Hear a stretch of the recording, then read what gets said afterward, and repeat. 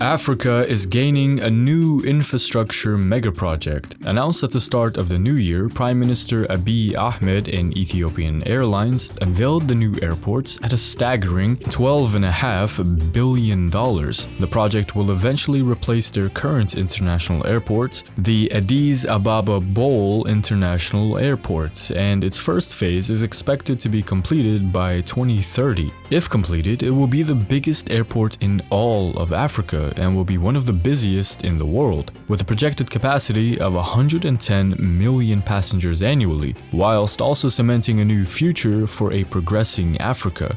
This is Ethiopia's new mega airport and the plan to make it an icon of the world.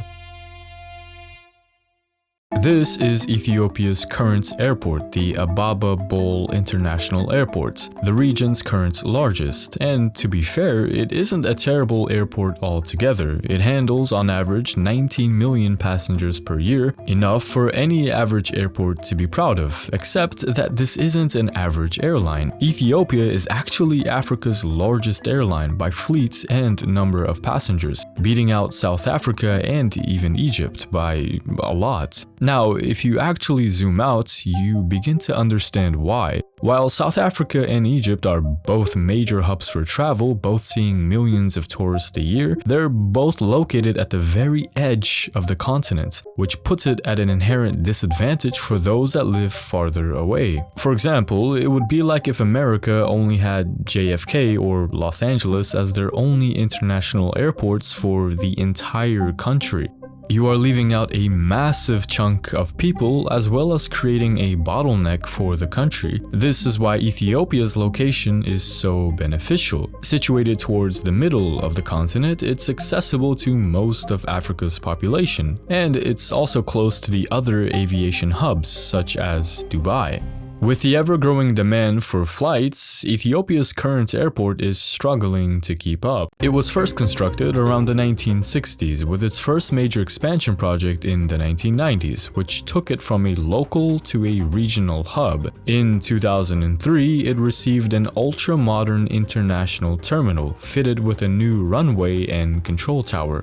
Since then, Ethiopia has seen explosive growth. In 2015, to keep up with the growth, another expansion project was started, a $345 million project to increase the capacity from 7 million to 25 million annual passengers. In 2019, the project was completed and now it's almost full again. And judging from the map, it looks like they ran out of physical space as well. It's because originally the country never planned on this much space being dedicated to one airport. The city has literally surrounded all available space to build on. As a final answer to these issues, the government decided to revamp altogether and start clean with a completely new airport. At the start of 2026, Ethiopia announced a $12.5 billion new airport that would be designed by Zaha Hadid architects. And it would be located in the city of Bishoftu, 40 kilometers south of the previous airport, which has a lot of empty space whilst also being relatively close to the old airport. The new airport is roughly 4 times the size of the current one and will have enough room to house 270 planes. In the pursuit of becoming Africa's largest aviation hub, Ethiopia has a strong focus on the airport being a transfer hub, with up to 80% of passengers transitioning destinations without leaving the airport. As such, the airport has been specially designed to accommodate these requirements. Bishoftu International Airport will include an airside hotel with 350 guest rooms as well as various entertainment facilities and even outdoor gardens and courtyards. Its overall look was inspired by the Great Rift Valley that passes through the city, and the design really does take your breath away. Now, the project is set to be completed in stages, with the first stage already breaking ground at the start of 2026, with a completion date for 2030. By this point, the first stage alone will have a capacity for 60 million passengers a year, with the project reaching full capacity in later stages after it can secure its funding,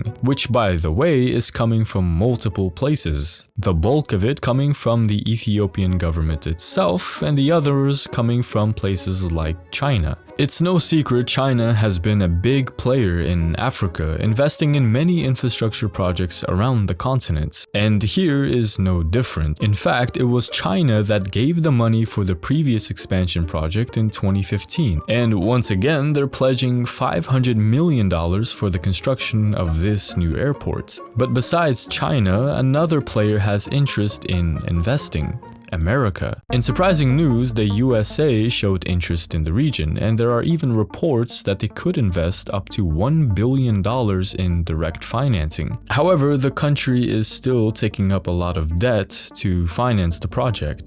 Up to $8 billion, in fact, to finance the complete project. This has raised criticism over the project. It's no secret that Ethiopia is one of the world's poorest countries, ranking 170th out of 190 countries in terms of GDP. Roughly half the country's population lives below the poverty line. And when your country is facing an already growing poverty issue, it can be difficult to justify a fancy new mega airport, especially one that requires a lot of debt to finance.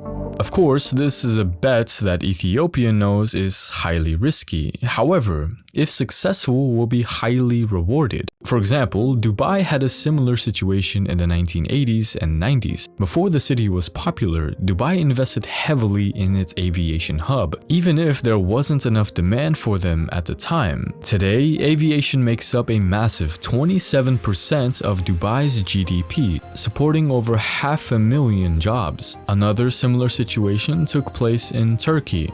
Back in 2018, Turkey opened their new mega airport to replace their old one that had reached its capacity. However, they didn't just open a new one, they opened a giant, one of the world's biggest airports, which at the time probably seemed like overkill. Fast forward to today, and the airport alone generates $25 billion annually, or 2.2% of Turkey's GDP. And really, this is the hope that Ethiopia has. The hope is that this new investment will revitalize the surrounding economy and create new legs for the country to stand on. It's already made a lot of noise around the aviation sector. The shock comes as most people never really assumed that regions like these were capable of projects so large. Historically, sub-Saharan Africa has always been dependent on foreign aid to get by, but this new project might be the first step in changing that notion. While the plan is bold and will take a while to see its reward, it could mean redefining and progressing a region of the world most people have seemingly forgotten about, becoming a leader for self-sufficiency in Africa, by becoming a true leader in the growing tourism market.